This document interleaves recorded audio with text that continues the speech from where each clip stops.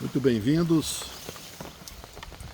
aproveitando desta ambiência incrível que é andar na chuva, e mais do que isso, andar na chuva em meio à natureza. Uma dádiva para esta benesse. E queremos então andar e compartilhar com vocês acerca de alguns aspectos importantes para este nosso momento. Momento esse que na sua extensão e profundidade, de um modo geral, não é conhecido, não há o devido reconhecimento da magnitude e também poderíamos dizer da gravidade. A gravidade em nome das manifestações naturais desta guerra ambiental. Algo trágico, mas que denota algo importante em termos de consciência pessoal.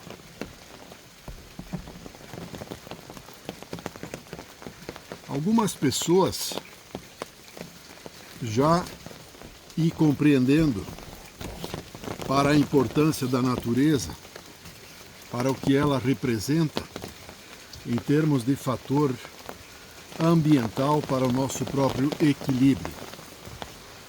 Nós dependemos do meio ambiente, nós dependemos da natureza.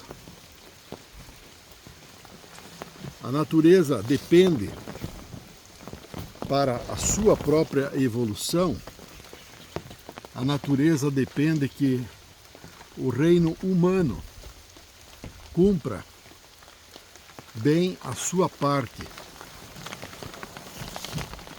E exatamente esse é o aspecto falho, esse é o aspecto que segue em omissão e negligência a parte humana diante do meio ambiente.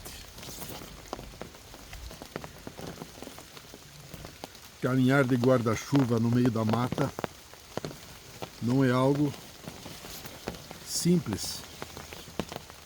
Ele vai enroscando aqui e acolá. Mas vamos compartilhando, e o objetivo é nós irradiarmos essas energias para todos os que estão, então, assistindo, interagindo. Aqui atrás e junto, uma pitangueira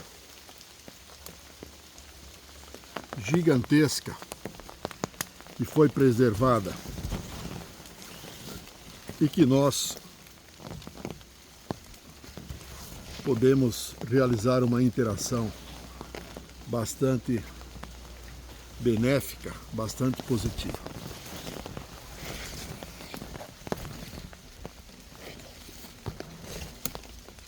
Nós estamos andando numa fração de mata nativa, onde algumas árvores, ao longo dos últimos 50 anos, foram retiradas,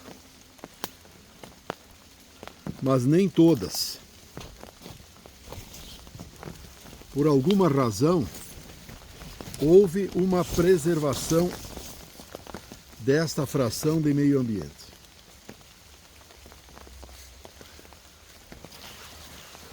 O subsolo aqui, em se tratando de uma área de nascente, é um subsolo rochoso, então não há perfil de solo que pudesse ser cultivado. E por esta razão, então, que nós tivemos e temos a graça da perpetuação desta fração ambiental. Uma área de nascente que estamos resgatando, preservando e ampliando para a sua plena reconstituição.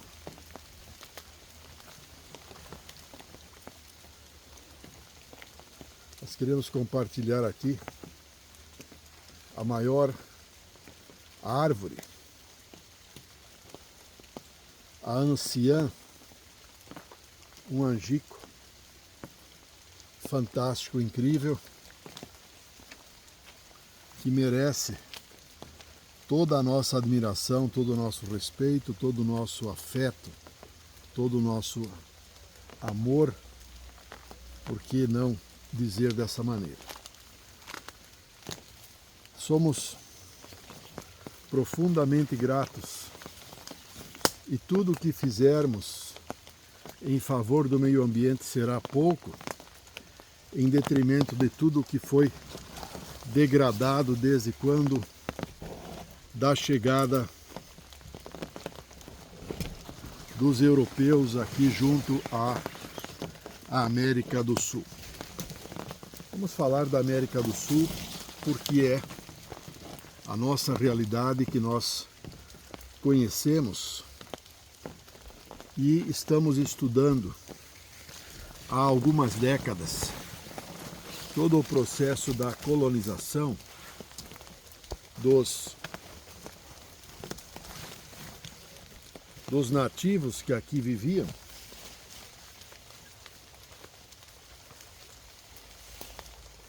dos guaranis por excelência aqui no sul, o processo da colonização que se deu, a degradação que se deu, o genocídio que aconteceu por parte da coroa espanhola, portuguesa, com o aval da Igreja Católica. Imaginem que a pujança que a Companhia de Jesus instalou, desenvolveu e que durou aproximadamente 150 anos, até que foram expulsos. Algo da nossa história que todos poderão reviver, poderão estudar, poderão buscar nos livros de história, então, acerca do que aconteceu. Nós temos andado, viajado por todas as reduções jesuíticas, principalmente na província de Misiones, do lado da Argentina, onde está São Inácio, que foi restaurada, que foi novamente levantadas as casas, as paredes. Também a redução de Santana e de Loreto, que vale a pena, recomendamos para um passeio histórico, para uma rememoração da grandiosidade que foi aquele projeto, aquela época.